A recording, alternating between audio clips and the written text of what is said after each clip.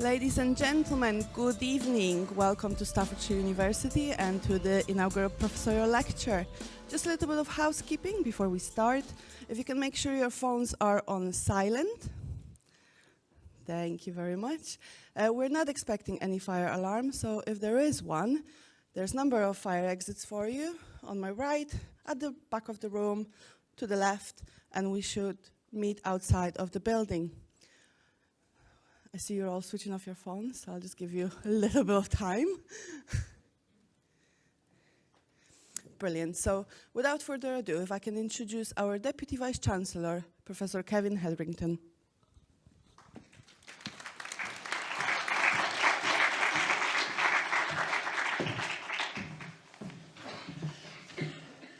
Good evening, everyone, and welcome to tonight's inaugural lecture here at Staffordshire University. We very much welcome you and hope you enjoy this evening's talk. Before I introduce our speaker, I'm just going to say a few words about the International Day of Education, which is today. The 24th of January every year is observed as International Day of Education. This was something that was declared by the United Nations General Assembly in 2018 and is intended to celebrate the role of education in the peace and progress of the world. And I think Gill will be saying a little bit about that, a bit more about that in her talk in a moment. This is the 5th year in which this day has been celebrated, and the theme this year is to invest in people, prioritise education. International Education Day highlights the ideas to reinforce education for the common good. It also focuses on other highlights like supporting teachers, steering digital transformation, preservation of the green universe, and to unlock the potential of each person so that they can contribute to the collective well-being of the planet. Very big, noble ideas, and really only education is something that could possibly really look to achieve those things. It seeks to recognise that education is the greatest tool that can be used to improve people's lives. It is through education that one can determine and improve one's personal quality of life as well as the life of others. So it's an important day that we're having this particular lecture. And Professor Gill Forrester is going to give the talk for us, so welcome to her. Let me say a little bit about Gill before she comes up and gives her talk. So Gill Forrester is Professor of Education Policy in the Institute of Education here at Staffordshire University. Gill's research interests focus on the critical analysis of education policy processes and policy as lived experience. Her early research examined the complex relationship between externally determined change and the professional practice of teachers and head teachers. Over time, Gill's work has drawn on sociological concepts and historical methods to design and analyse professional practice in education, and where she has utilised critical theories of organisation and gender to do that. Over a 20-year career in higher education, this has developed into a major area of interest which has extended to include pupils and parents, as well as students and academics.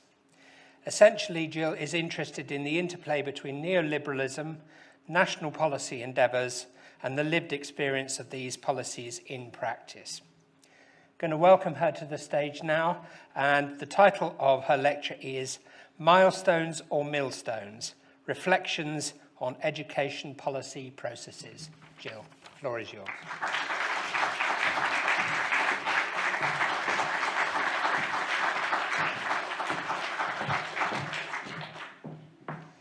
Thank you, Kevin. Hello, everyone. I'm delighted that you could join me here tonight, in person or online. It's so nice to have family and friends and running friends and colleagues and current and former students here for this occasion, and welcome as well any visitors to the university. As Kevin said at the beginning, the date for this lecture coincides with the International Day of Education. And as Kevin said, it's the 5th celebration of this special event. And the theme is to invest in people and prioritise education, which calls for maintaining strong political mobilisation around education. Education, in Chris Brown and Ruth Losmore's words, is one of humanity's superpowers. By this, they mean that education is very powerful and influential, and indeed, it does have many functions. When harnessed properly, education helps us to understand the world we live in and navigate our way through life. Education transmits common values, rules of behaviour, cultural norms, the hopes and dreams of a society. It prepares children for different walks of life through the development of skills and knowledge and an understanding of how acquired knowledge can and should be built upon. So it seems a very fitting occasion for me to be talking tonight about the extent to which education has been prioritised by policymakers. An inaugural lecture is a significant occasion in an academic's career of a newly appointed professor. It's the opportunity to share and showcase achievements and highlight research and teaching activities. It's probably the only opportunity you really get as an academic to be so self-indulgent to an audience about your work. The Staff Celebrating Success event held on the 12th of October acknowledged the achievements of staff across the university, and I thank the university for the conferment of Professor of Education Policy, which was celebrated that day. Coincidentally, that day was a milestone for me for another reason, the occasion of my 60th birthday. And as often is the case when you reach those big milestone birthdays, it's also a time to reflect upon life and what's been experienced and achieved. So to organise my thoughts for the lecture and to present my research, I've chosen to take a critical gaze at some of the key changes in education during my lifetime. In the lecture, I'll be focusing upon the state system in education, where successive governments from the post-war period onwards, so from after 1945, have aimed to improve education and make education fairer in terms of equality, access, opportunities and structures. From this period onwards, there's been a seismic shift from pursuing the idea of equality of opportunity under a welfarist approach to an era of performance-based accountability we have today. I draw on my personal experiences of being educated and as an educator and combine this with an examination of initiatives, legislation, relevant literature and research, including projects that I've been involved in as a university researcher. Specifically, I want to examine the consequences of the processes of marketisation and managerialism marketisation and centralisation, plus managerialism practices, which have implications for performance and teacher professionalism. I've always been captivated by the workings of policy as a process, its impact upon people's lives, and the discourses which emanate from policy. And I believe my initial interest in the workings of government stemmed from the time I spent in the early 1980s working as a civil servant. My fascination with education policy has grown over my time in higher education and is reflected in the work and research I've undertaken. Education policy is constantly changing, and some of that relentless change can be attributed to the number of politicians who have held the office of Secretary of State for Education, many of whom have endeavoured to make their own mark on education.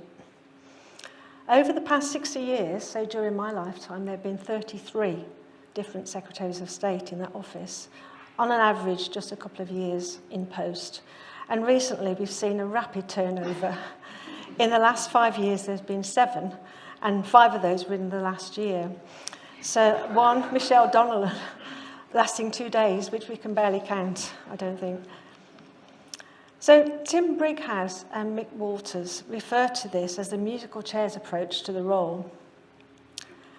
Significantly, the role has changed in terms of power and responsibilities, with Secretaries of State currently having more than 2,500 powers over schools, compared to just a handful in the 1970s.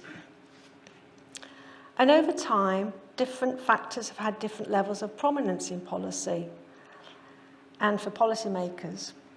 So education systems, organisations, educational activities, learners and those working in education have been shaped in a variety of different ways at different points in time. Adding to this complexity is an assortment of different individuals, groups, events, movements, ideologies and perspectives who may in some way contribute to and shape policy problems and their solutions at different historical moments. So, taking the 1960s as my starting point, here I am. I see you've got the same haircut. I started infant school in 1967, which significantly was the year that the Plowden report was published, and more about that in just a moment. There was no nursery provision where I lived, so there was no preschooling. I went straight from home into reception class, and the admissions policy at that time was that you just went to your nearest school. This was my primary school, located in the borough of Sandwell. And these pictures were taken just a few weeks ago when I popped back just to take a look. The main buildings, built in 1895, are, as I remember them, typical late 19th century style of school buildings known as board schools, built following the 1870 Elementary Education Act. And this act is a landmark in the history of education, which laid the foundations for a state-funded education and established the framework of a national education system in England and Wales. Treasury grants saw the building of hundreds of elementary schools in the 1890s, run by a school board, hence their name. And you may well have attended a school that looked something like this, or work in a school that looked something like this, or live near one. Today, the school has expanded its size with additional bolted-on buildings. What was once a playground area behind these buildings is now filled and cram-packed with porter cabins. And as for the cage-like fencing, well, this reflects a rise in the need to make schools more secure and keep children safe following the terrible atrocity in Dunblane in 1996. But this image is not untypical of primary schools, which can look like fortresses from the outside, making them quite distant and inaccessible, and indeed, for research purposes, very difficult to access. Yet simultaneously, what goes on inside schools today is made widely public through, for example, the transparency of results in performance tables and Ofsted reporting mechanisms. The education system back then in the 1960s was decentralised.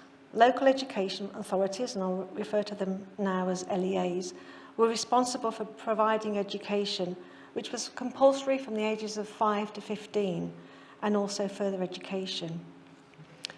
Teachers were trusted professionals who decided what was taught and how it should be taught. There was no national stipulation about curriculum or pedagogy. The Ministry of Education had very little power. There were just a few pamphlets used for initial and in-service courses for teachers.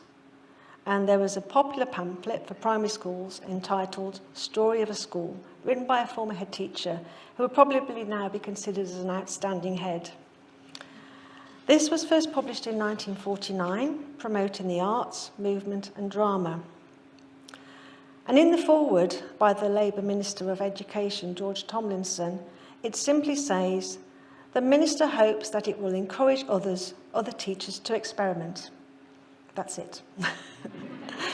The pamphlet was reprinted a couple of times in the 1950s. So when I began school, there was virtually no official control of the curriculum, either by central or local government. However, there were external examinations taken at the ages of 11, the 11 plus, as was 16 and 18, which directly or indirectly determined to some extent what happened in the classroom. Teachers' salaries and working conditions were uniform across the country and negotiated nationally between teachers' organisations or unions and the local authorities. Funding for the school system at that time came partly from local property taxes and partly from central government. And basically there existed a partnership between teachers, the local authority and the Ministry of Education of central government. The curriculum was a specific responsibility of the teachers, which underpinned the functioning of this partnership. A notable absence compared to today, however, is the sense of this partnership including parents. They were quite invisible. Oh, and during this time as well, there was corporal punishment. Right. My first few years in school, when these photos were taken, was at a time when change was already taking place in education. The post-war era was a period of optimism, reconstruction, and potential economic growth. Education was perceived as being the vehicle through which a new society could be built, and inequalities and problems in society could be addressed. A view that education could bring about real social change. There had been a massive investment in education which increased as a proportion of GDP throughout the 1950s, 60s and early 70s, peaking in the mid-1970s at 5.8%, which was considered expensive while standards remained poor. The 11 plus, which had been designed to allocate children to particular types of school, that is the grammar, secondary modern and technical, based on their abilities, was established following the 1944 Education Act and driven by that optimistic ideal of equality of opportunity for all. But by the 1960s, there was a growing recognition that the 11 plus was continuing, if not reinforcing, the social differences it was supposed to remove. So when I began school, there were already moves in some parts of the country towards a comprehensive system. But the fact that children had sat an exam at the end of primary meant that the 11 plus examination was shackled to primary education, and teachers typically prepared older pupils for the 11 plus by coaching, teaching to the tests and practicing tests, and this format sometimes trickling back into the education of younger children. So the year I began school, a major report was published following a 3-year government-appointed inquiry. Children and their primary schools, commonly known as the Plowden Report. This celebrated and endorsed the emerging progressive curriculum and methods and helped to transform primary education and pedagogy, but this was quite controversial. Amongst its 197 recommendations, the report advocated a child-centred approach, and there were many social recommendations, including greater parental involvement. In the early 1970s, there was some reorganisation of the county boroughs. And this was a sliding doors moment in my life in terms of where education took me unexpectedly. I took a different pathway. Because of where my home was located, on the boundary of 2 different boroughs, children living in my road had the option to move to a different school in a different borough. So in 1972, my brother and I and a few others in my road moved to a new school, a middle school for children aged 9 to 13. And I stayed there until 1976. So this was my middle school, newly built at the time. It's now a primary school. It felt absolutely ultra-modern to be educated here, and very different to what I'd experienced before. Teaching styles and approaches were mainly progressive. I have to say the curriculum was topic-based. Pupils undertook independent topic-based research. We completed individual projects. There was lots of competitive sport, which I loved. There was art, music and creativity, foreign language learning, experimental lab work in science lessons, and teachers were definitely liberated from the restraints of the 11 plus. It was probably the most enjoyable time of my compulsory education, and I was head girl there in my final year. So by the mid-1970s, teachers enjoyed much freedom over what Gerald Grace terms legitimated professionalism, whereby they established autonomous and effective control of the curriculum, teachers were seen as having professional knowledge, integrity, expertise, and autonomy in the classroom. Primary education post-Plowden is often perceived somewhat idealistically and romantically as the golden age of teaching and learning, and where progressivism was commonplace. However, educational research conducted at the time and several major HNI surveys revealed a narrow concentration on basic skills and showed the idyllic image of primary schools in the late 60s and 70s to be somewhat mythical, identifying serious inconsistencies across schools in curriculum breadth, balance, quality and management. So my time at middle school coincides with a period of growing dissatisfaction with what was happening in education. In 1976, almost aged 14, I started a comprehensive high school, which had formerly been a grammar school. In terms of milestones in education, 1976 is highly significant, as the then Labour Prime Minister, James Callaghan, made an unprecedented speech at Ruskin College, sparking what has come to be termed as the Great Debate about education. This brought education into the full arena of public debate, and where it has remained ever since. It was the turning point in the politics of schools from a hands-off approach to a constant political intervention approach. Callaghan's speech focused on his concerns about economic underperformance and public concerns about falling standards, pupil dissatisfaction, the economic relevance of education, and social failure. And here we see the start of the fracturing of the optimism and trust in teaching, and the foundations being laid for a shift towards the belief in the power of markets, centralisation and managerialism. Standards in education became a major issue of government concern, and Callaghan's speech set the agenda for education policy that would ensue in the following years.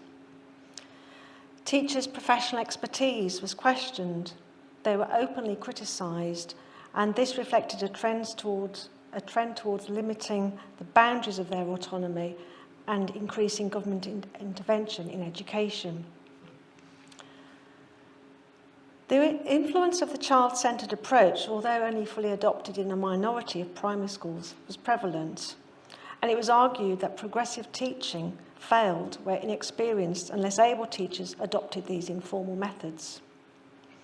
Secondary schools were criticised because pupil skills were failing to meet the needs of employers and the requirements of new workplace technologies. A more disciplined structure of learning at all stages in the system was advocated, along with a core curriculum of basic knowledge and more vocational training. There were calls for the Department of Science and Education, as it was called then, to have greater control over the shaping of the curriculum, more control over LEAs and teachers, and more generally, there was a growing pressure for accountability. At the time, it was unheard of for a Prime Minister to question education, publicly anyway. So this moment is so important. Today, of course, it's completely different, and Prime Ministers will make direct statements about their thoughts on education, such as Rishi Sunak's ideas for maths being taught up to the age of 18, and Theresa May's ideas to revive grammar schools. But importantly, Callaghan also made the explicit link of education with the economy. Very evident today, of course, with subsequent governments actively involved in restructuring the education system to this end. A good example is Tony Blair's focus on education being the best economic policy we have. We see from here onwards what is considered important in education becoming reduced to a series of measurable activities, and education is framed in terms of its usefulness, that is, preparing pupils and students for the workplace and future roles in society more generally. So returning for a moment to my own experiences from 1976, I studied for O-levels, stayed on until the sixth form and did A-levels. After gaining those, I got a job. I didn't go to university, not everybody did in those days.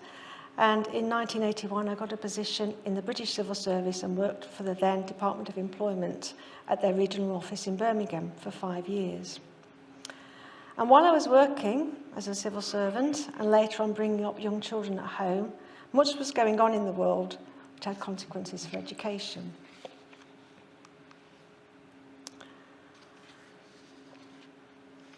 When the Conservative government came into office in 1979 under Margaret Thatcher, they considered the welfare state was fundamentally inefficient, overly bureaucratic, and a tremendous strain on resources which could not be sustained. It was believed that competition and better management through the adoption of methods from business and industry would increase the efficiency of public sector organisations and also offer individuals, that is, consumers, diversity and freedom of choice. The Conservative government introduced a range of measures and initiatives which stimulated the marketisation of services across the public sector. The public sector markets, however, are not true markets in the sense of the free market, but quasi-markets, highly managed and structured with indicators which measure performance and are regulated through routine inspection.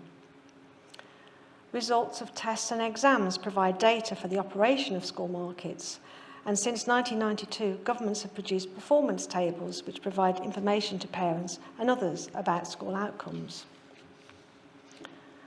Successive legislation, significantly the 1988 Education Reform Act, directed the education service towards a market-based approach on the one hand, while paradoxically tightening central control over its activities on the other.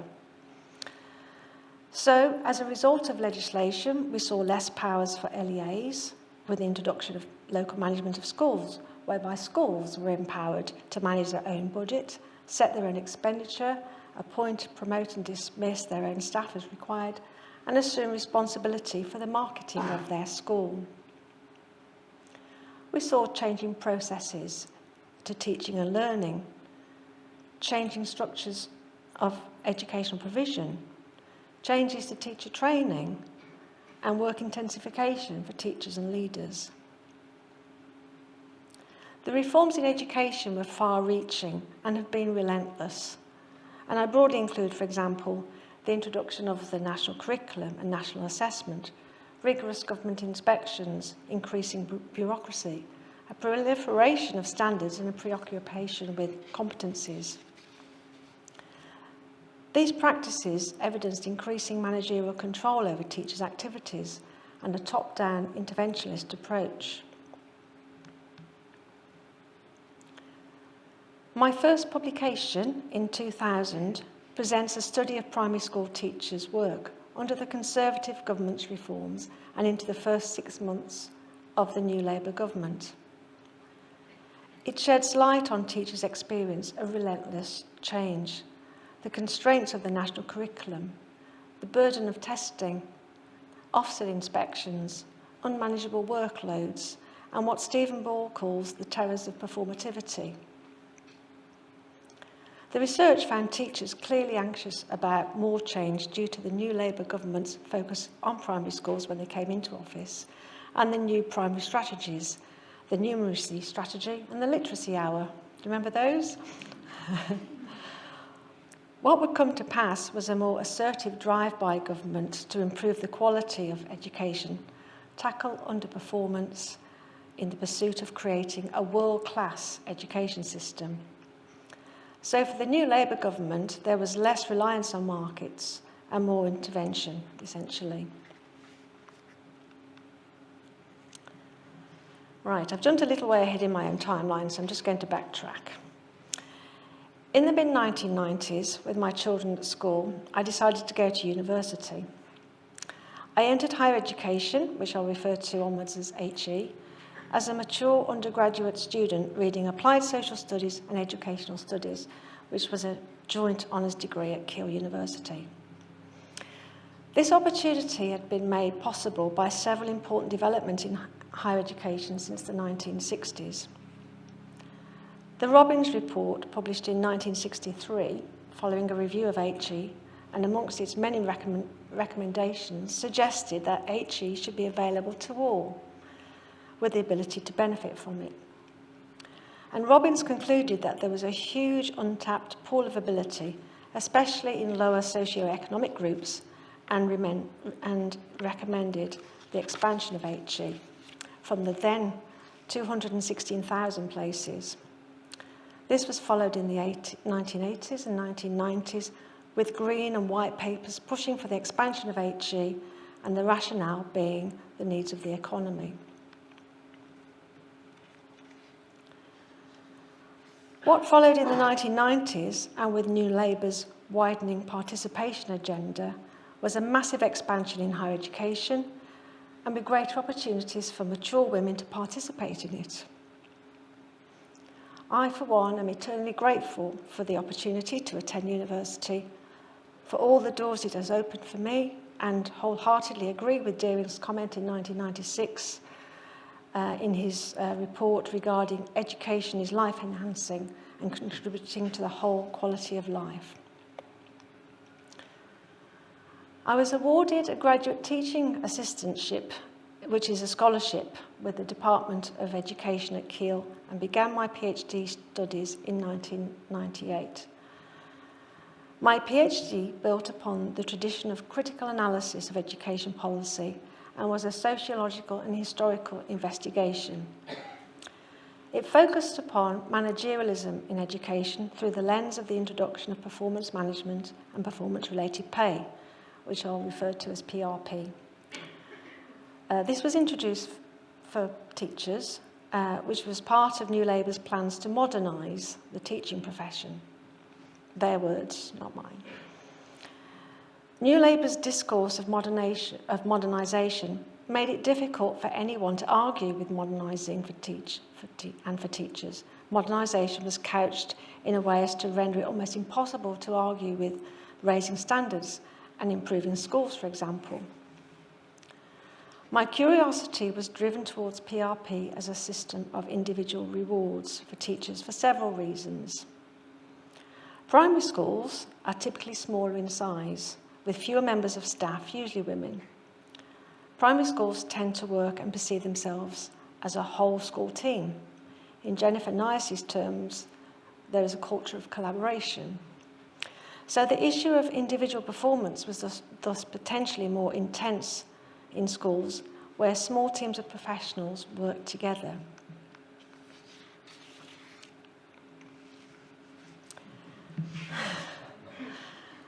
The fieldwork focused on head teachers and classroom teachers' experiences of the new policy initiatives and the impact of these on their work and working relationships within the schools. To examine and explain the complex relationship between externally driven change, professional practice, and the lived experience of policies, I drew on the concepts of accommodation and resistance, which built upon Jean Agnon's work in the 1980s. Jean's study was about how girls from American schools responded to the somewhat contradictory social processes in their lives. She found the terms acceptance and rejection limiting and insufficient to describe and explain the girls' responses. However, the concepts of accommodation and resistance, taken from the American historian Eugene Genovese's work, were more productive tools and provided her with a more fruitful explanation of the girls' experiences. For my own research, the concepts of accommodation and resistance provided a useful framework for understanding and explaining teachers' responses to educational reform and increased managerial practices. Using PRP as a specific instance of managerialism in schools, I found that there were neither absolute rejection of nor total acceptance of the PRP initiative. Some teachers held contradictory stances about PRP, for while they were quite adamantly opposed to PRP in principle, they were nevertheless planning to apply to cross the pay threshold when eligible. While no single teacher was wholeheartedly in favour of being paid according to their performance, some were more accepting of the proposals than others.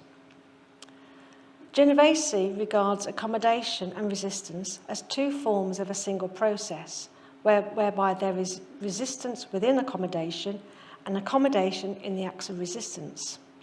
This was very useful for my analysis, but it didn't go far enough. And I developed this to include the concepts of mediation, which incorporated the responses of some teachers in my research who appeared to be engaged in reconciling or mediating conflicting interests. The concept of mediation is employed to signify a more moderate response to reform, where teachers might experience a sense of inevitability, yet uncertainty, and there is both accord and discord in how they perceive and feel about their work. Teachers in this category might tend to adopt more practical courses of action as a response, and so the concept of mediation thus represents a more pragmatic approach to assimilating the requirements of educational reform. Mediation represents a particular response from teachers that bridges both accommodation and resistance.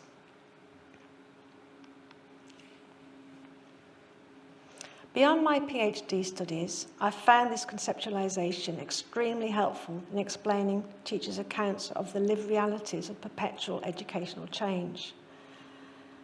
It has not been necessarily the case of teachers passively adopting government reforms unquestionably, for there was some opposition and resistance. However, some aspects of the reforms have been experienced as positive and therefore embraced, though sometimes adapted to suit particular working environments. So responses to government-driven change then are sometimes confused, if not contradictory, but invariably they are very complex, varying across and within the different parts of the education sector and between people working in different roles. How am I doing for time? Okay.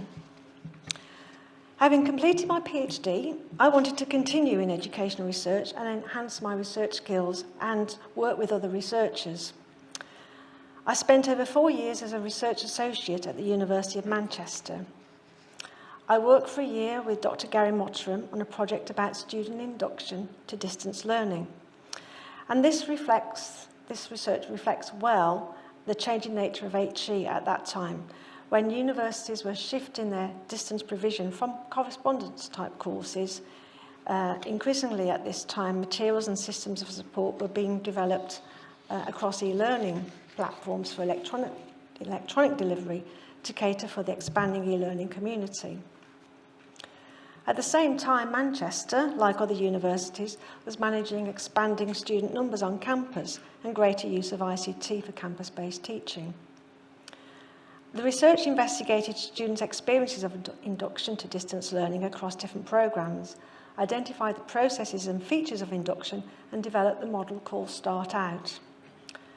The final report made a series of recommendations to enable tutors to improve and make effective the levels of support during induction, and which are now commonplace in our teaching practices in HE today.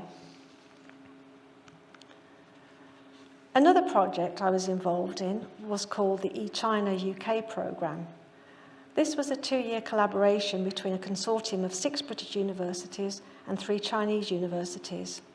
It was funded by the then Higher Education Funding Council in Education, known as HEFCE, and the Ministry of Education in China, as both were keen to learn more about e-learning by sharing experience in the use of ICT, and particularly the internet for distance and flexible learning. For HEFCE, a driver for funding the programme was about capturing what was learned from the project about e-learning so that this could be disseminated across the HE sector to inform and influence practice here. The Manchester project was in collaboration with Beijing Normal University, a leading teacher training provider in China. And I was able to visit Beijing several times to conduct fieldwork for the research, develop and pilot the materials with secondary school teachers, so it was a fabulous opportunity. The project was to do with the development of master's level materials for in-service secondary school teachers, but it was so much more about than just e-learning. It was about pedagogic beliefs and practices, educational systems and policies, international collaboration processes, the development of intercultural understanding, as well as project management and coordination.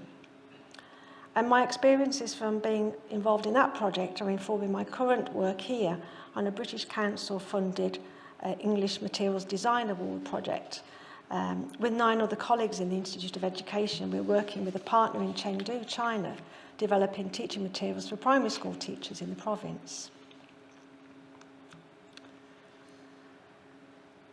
Between 2006 and 2007, I was research assistant to Professor Helen Gunter at Manchester University on a major research project, Knowledge Production in Educational Leadership, which was funded by the Economic and Social Research Council. This project was intellectually stimulating and one I've always felt extremely privileged to be involved in. The project focused on the relationship between the state, public policy and knowledge in the construction and configuration of school leadership. The project identified those who produce knowledge about educational leadership and those who use it.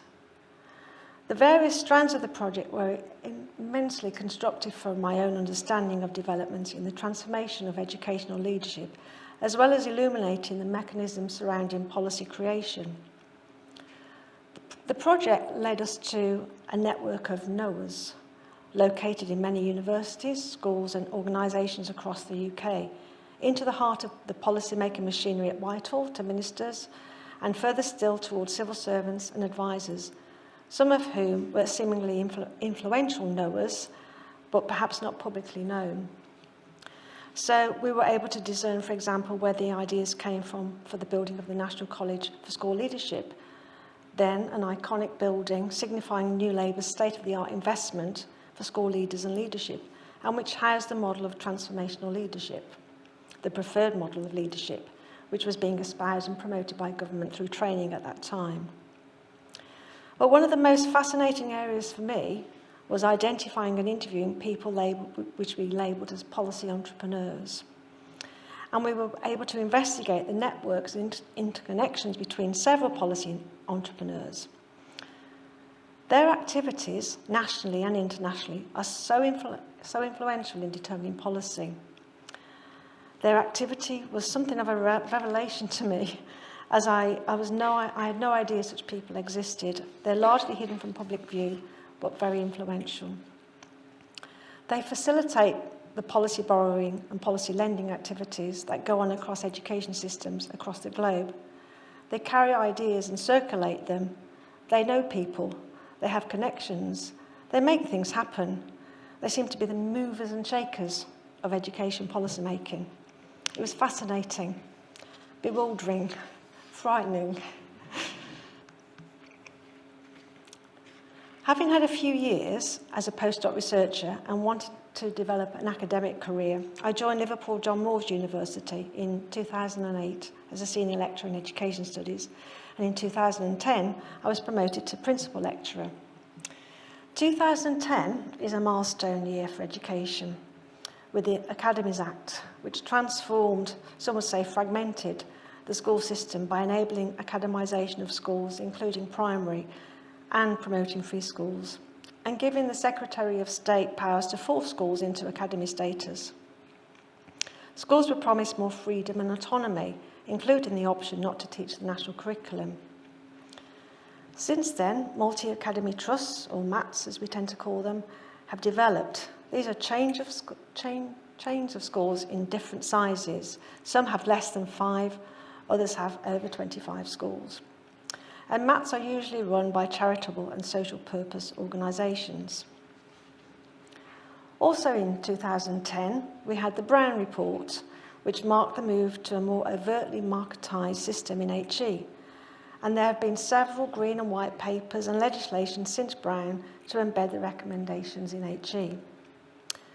The report reinforced the sovereignty of the market, promoting more competition, and radically overhauled student funding, withdrawing public funding. What we have seen since are greater numbers of students. We've seen an overhaul of student funding, and the cap has been lifted from student numbers and undergraduate tuition fees. We see more students coming to our courses, and for widening participation, great opportunities potentially as students seek the symbolic capital of a degree. But what about the consequences of marketisation for academic life then, and today?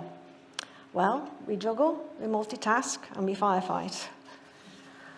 We must engage in recruitment and retention activities, promote our courses, manage work intensification, the demands of teaching large and larger cohorts and large classes, and having heavier marking loads. We must ensure our performance is such that we get high results in our module and course evaluations. We live or die by national survey outcomes. Students are reconfigured as customers or consumers. We must embrace new IT systems and digital pedagogic tools, which change frequently as newer products and platforms become available. So we must constantly update our skills and adapt. We must ensure our students are satisfied, well supported, and they have varied, stimulating and sufficiently challenging learning experiences, while taking care that we don't do anything untoward which might upset anyone and affect our evaluations and survey results. We must prepare our students for a profession in an increasingly precarious job market and an uncertain world. We are required to bring in research grants and then larger grants, undertake cutting-edge research that is impactful, engage in scholarly work, publish in high-ranking peer-reviewed international journals, be referable, an ugly word, promote our professional activities and those of our department and university on social media, develop national and international networks and collaborations, engage with our local communities, analyse the performance data of modules and courses, play the numbers game, and hold our breath every time a new performance table for HE is made public. We write action plans, development plans, and develop business cases, and complete numerous administrative tasks.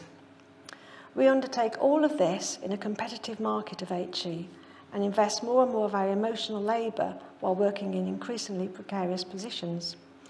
Whatever happened to tenure? I'm going to stop now before I get into trouble. But basically, I experienced there and now the sector-wide processes of marketisation and managerialism firsthand, and which I'd only researched in schools previously. I got my first real taste of the audit culture in HE, the surveillance practices, and the merry-go-round of institutional change. In the years that followed, I was head of department for education and early childhood studies, and then co-director of the School of Education, Leisure and Sports Studies. So this period of my career gave me an extensive experience in teaching across all levels in HE, doctoral supervision and examining,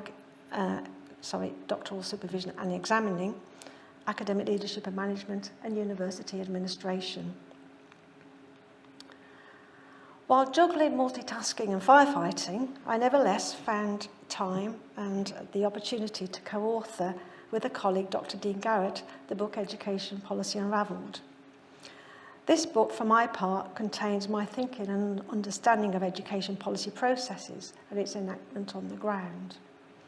It provided the chance to engage in some extensive documentary research and to trace back the origins of multiple policies which impact upon learners, parents, teachers, lecturers, and leaders across all sectors in order to make sense of education the way it is today.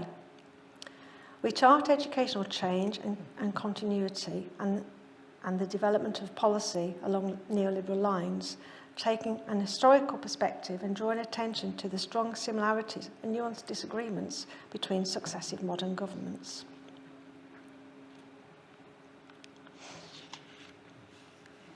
I joined Staffordshire University in 2016. My substantive role is leading the Professional Doctorate in Education, the EdD. The development of professional doctorates across a range of disciplines has been an interesting development in the UK universities, providing opportunities for practitioners in different professions to engage in doctoral level study while working, usually full-time. It's a real privilege to work with our EdD candidates as they undertake highly important and potentially very influential projects in education settings locally in Stoke-on-Trent, in the Staffordshire area, and nationally up and down the country. I've enjoyed working with Dr. Lynn Machin and more recently Dr. Joe Basford to develop a doctoral community of practice in the Institute of Education with our EdD and PhD students. During my 6 years at the university, I've led and managed several different research projects with colleagues Drs. Jim Pugh, Ruth Hudson, Jane Rawley and Joe Basford. Locally, research conducted in relation to Stoke-on-Trent's Opportunities Area programme investigated perceived obstacles impeding children's learning and social and cognitive development in the understanding the world area of learning of the early years foundation stage. The research took place in settings identified by Ofsted as being good and outstanding, and we established areas of effective provision. The research enabled us to make recommendations to facilitate improved pupil attainment, including sharing of good practice among local early years practitioners. Career-related learning for pupils in primary and secondary schools has been increasingly recognised by policymakers as important. And it's known that some pupils in Staffordshire schools achieve lower than expected educational outcomes at the end of secondary education compared to their outcomes in the early years. So Staffordshire County Council funded a project to investigate primary and secondary school pupils' aspirations. This was a lovely study undertaken with pupils in years 5, 6 and 9. And one of the data sets was children's drawing of themselves now and in the future. And in focus groups, we discussed with children their expectations of the future and the steps they thought they would need to take in order to realise their aspirations. We also interviewed teachers and parents in the same schools to ascertain their expectations and influence. As such, we were able to make recommendations, including those in relation to enhancing careers education in the county's primary and secondary schools. Another project undertaken during the first lockdown captured the lived experiences of local parents, teachers and leaders. Our findings illuminated the struggles and uncertainties of homeschooling, the digital divide across schools with some impoverished access to ICT and poor digital literacy. In terms of curriculum priorities, the shift to online learning required teachers to take an innovative approach to curriculum delivery. The concerns about welfare issues and well-being highlighted the wider role played by local schools within the community as a central organisation, not only for education and childcare during the lockdown, but also as a site for welfare and the meeting of basic needs. The pandemic highlighted inequalities and learning gaps for disadvantaged and vulnerable children. Our findings showed, for example, the need for greater appreciation and understanding of the impact on practitioners of decisions made by policymakers and timely strategic support to enable schools to plan for, develop and organise homeschooling effectively, and also in planning for children to return to school. We were the knowledge partner for DigiSpace, an international 3-year Erasmus Plus project with partners in Italy, Lithuania, Portugal and the UK. This project aimed to prevent early school leaving, social exclusion and poor learning outcomes through proactive parental engagement. We were responsible for evaluating the project's intellectual outputs, and we aided the development of training kits and other innovative resources for parents and teachers in kindergartens and primary schools in Europe in order to promote parental engagement. And so this project is a good example of the wider influence of our work in the Institute.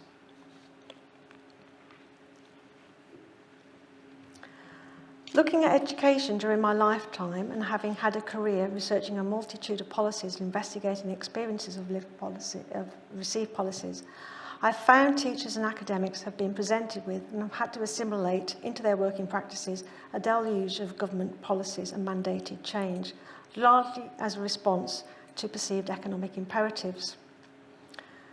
We're coming up to nearly 50 years since Callaghan's speech in 1976. While he may have sown the seeds for change and had the view of education being the business of government, he could not have foreseen what the provision of education would look like today.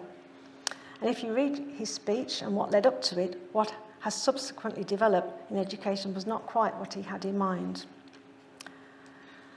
We do have much to celebrate in education, and which can be evidenced. We've got many fantastic teachers and school leaders, academics and leaders in HE. We have better training more modern buildings and better equipment.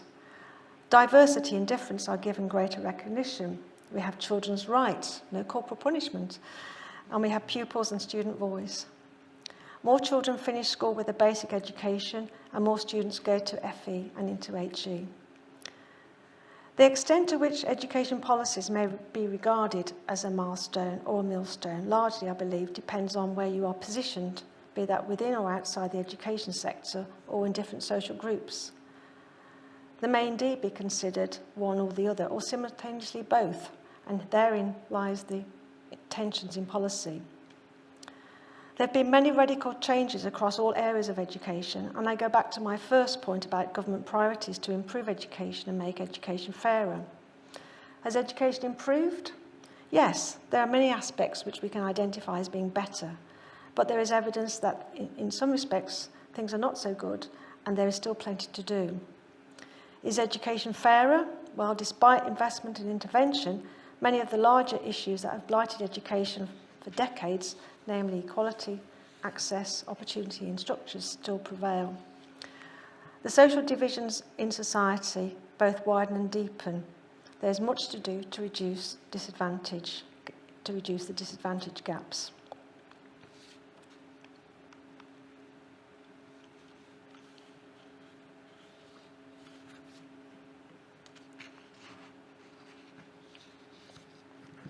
The markets provided diversity with many new players and providers in the mix.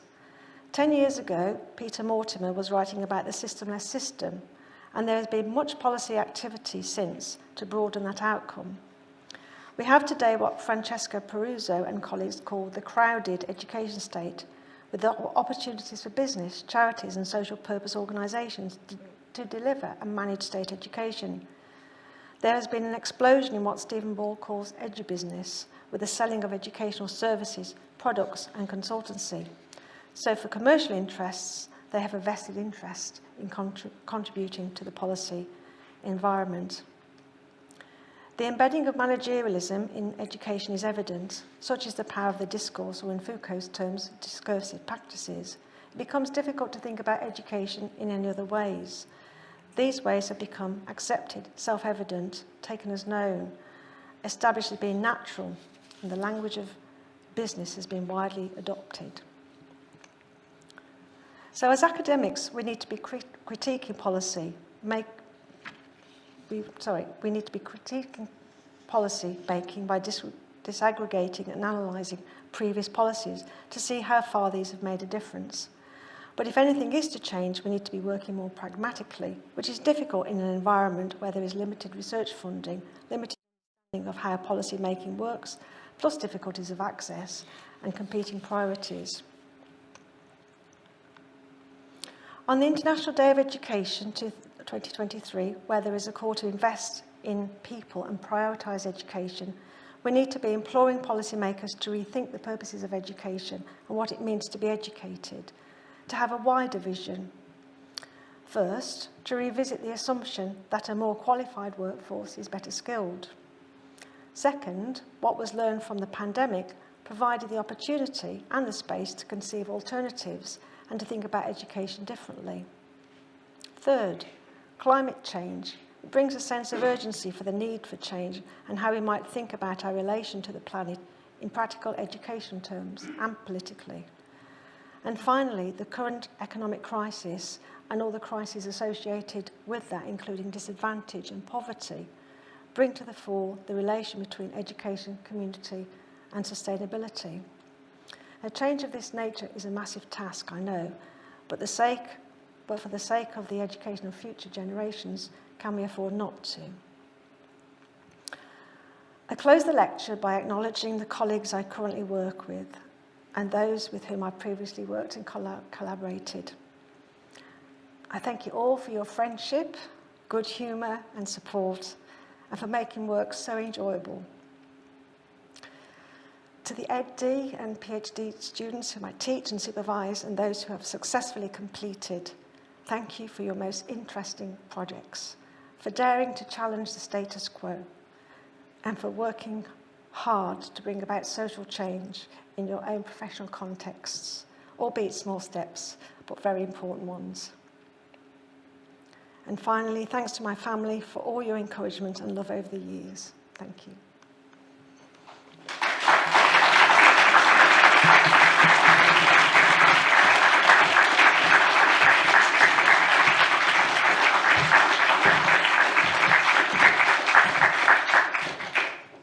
Gill, thank you for a really fascinating talk.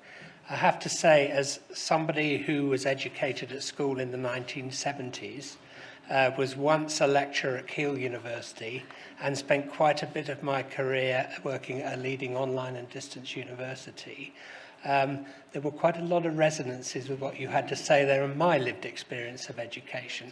And it was really fascinating, I think, to hear about some of the sort of policy directions and underpinnings of that, to sort of help understand some of the experiences that you, I, and no doubt many people in the audience have gone through in their education over the last half century, really.